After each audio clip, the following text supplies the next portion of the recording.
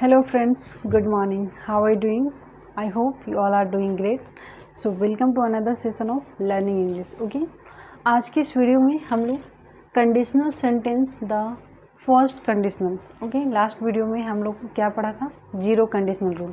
सबसे पहले जानेंगे कंडीशनल सेंटेंस कितने होते हैं। कंडीशनल सेंटेंस 4 होते हैं, zero conditional, first conditional, second conditional और थर्ड कंडीशनल। तो लास्ट वीडियो में हम लोगों ने क्या पढ़ा था जीरो कंडीशनल। आज की इस वीडियो में हम लोग पढ़ेंगे फर्स्ट कंडीशनल। ठीक है, तो वीडियो स्टार्ट करने से पहले मैं बताना चाहूँगी कंडीशनल सेंटेंस क्या होते हैं। जब हम हाइपोथेटिकल बातें करते हैं, कैसी बातें करते हैं, जब हम हाइपोथेटिकल बातें करते हैं तो हम कंडीशनल सेंटेंस को यूज़ करते हैं। जैसे हम लोग बातें करते हैं, अगर बारिश होती तो हम लोग बाहर जाएंगे, अगर बारिश होती तो हम लोग बाहर जाएंगे, है ना। अगर तुम कड़ी मेहनत करते तो तुम अंग्रेजी बोल पाओगे। जब हम इस तरह की बातें करते हैं, यह एक पॉसिबिलिटी भी है, इस तरह की जब बातें करते हैं तो यहाँ कंडीशनल सेंटेंस का यूज होता है। आइए देखते हैं इसका यूज देखते हैं। फॉर टॉकिंग अबाउट पॉसिबिलिटी, जब हम पॉसिबिलिटी की बात करते हैं, बोले ना, अगर बारिश होती तो हम लोग बाहर जाते या बाहर जाएंगे। तो ये क्या है, यह एक पॉसिबिलिटी है। इन द प्रेजेंट और इन द फ्यूचर, यह एक प्रेजेंट में और फ्यूचर में, ज़्यादातर पॉसिबिलिटी फ्यूचर में ही होती है। दोनों बता रहा है कि प्रेजेंट में भी हो सकती है और फ्यूचर में भी। Future real conditional has 2 clauses. Conditional sentence 2 clauses में होता है। पहला हमारा एक इफ से शुरू होता है और दूसरा होता है main clause. If present indefinite, इसका स्ट्रक्चर देख लीजिए। स्ट्रक्चर क्या है, if plus present indefinite. Conditional sentence को 2 क्लॉज में डिवाइड किया गया है। एक इफ वाले होते हैं, उसके बाद दूसरा जो होता है वो मेन क्लॉज होता है ना। जहाँ इफ से शुरू होता है एक क्लॉज यहाँ है और एक क्लॉज यहाँ होता है। इफ प्लस प्रेजेंट इंडेफिनिट, उसके बाद subject plus will plus verb. ठीक है, उसके बाद क्या आएगा, ये दूसरा क्लॉज में subject plus will plus verb. Present indefinite का स्ट्रक्चर क्या होता है, सब्जेक्ट के साथ V1 या V5, वर्ब का फर्स्ट फॉर्म या तो वर्ब का 5th फॉर्म प्लस ऑब्जेक्ट। और इसमें सब्जेक्ट तो हम लोग जानते ही हैं, ही सी इट नेम, है ना। यू जो भी हमारा सब्जेक्ट है, I you we he she it name, वो सारा सब्जेक्ट, उसके साथ विल लगेगा प्लस वर्ब। ऑब्जेक्ट रहा तो ऑब्जेक्ट भी लगेगा।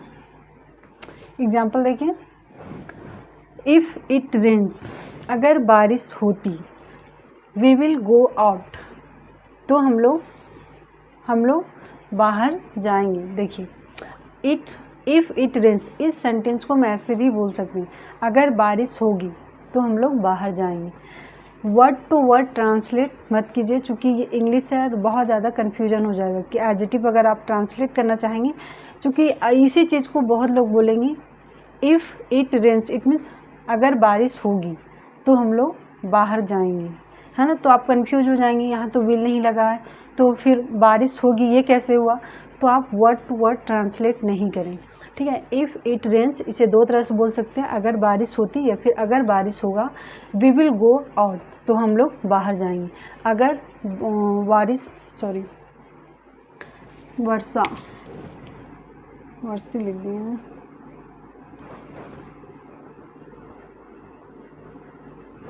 वर्षा होगी हम लोग घूमने जाएंगे, है ना। अगर वर्षा होगी हम लोग घूमने जाएंगे, यहाँ हम लिख सकते थे अगर वर्षा होती। तो दोनों तरह से बोल सकते हैं, दोनों ही सही हैं, हम लोग घूमने जाएंगे। अगला देखिए, इफ़ यू स्टडी हार्ड, अगर तुम कड़ी मेहनत करते या अगर तुम कड़ी मेहनत करोगे, यू विल लर्न इंग्लिश, तो क्या होगा, आप इंग्लिश सीख जाओगे। यू विल लर्न इंग्लिश, अगर तुम कड़ी मेहनत करोगे तो आप इंग्लिश सीख जाओगे। जब हम इस तरह का सेंटेंस बनाते हैं तो वहाँ कंडीशनल सेंटेंस को ही यूज़ करना है, आप कोई दूसरा टेंस नहीं लगाएं और एडजेक्टिव ट्रांसलेट नहीं करें, वो गलत हो जाएगा, है ना।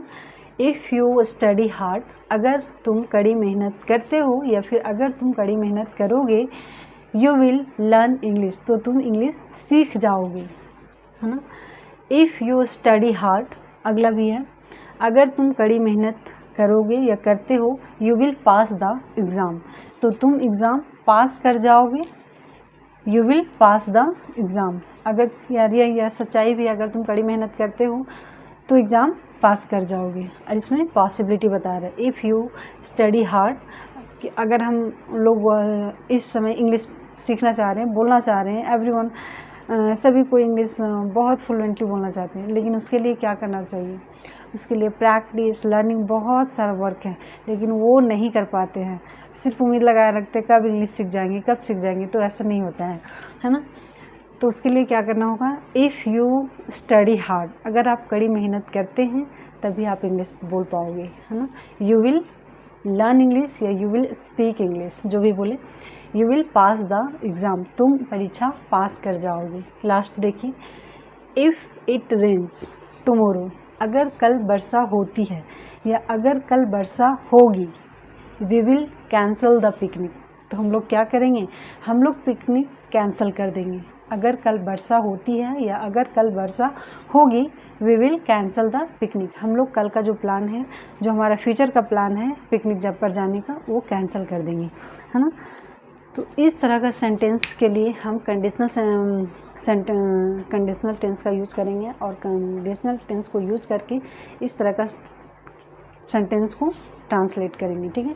और एडजेक्टिव ना करें, आप बहुत ज़्यादा कंफ्यूज हो जाएंगे कि अगर यहाँ प्रेजेंट इंडेफिनिट यूज़ हुआ है तो बोलते समय हम फ्यूचर का कैसे बोल रहे हैं।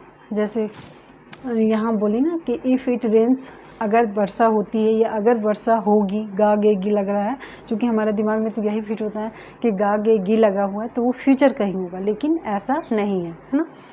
तो आई होप ये वीडियो आपको समझ में आया होगा। अगर समझ में आए तो प्लीज़ एक दो एग्जाम्पल आप भी कमेंट बॉक्स में लिखिए, और आपको वीडियो कैसा लग रहा है प्लीज़ आप उसे भी बताएं। Thank you so much for watching this video, we will meet again, bye.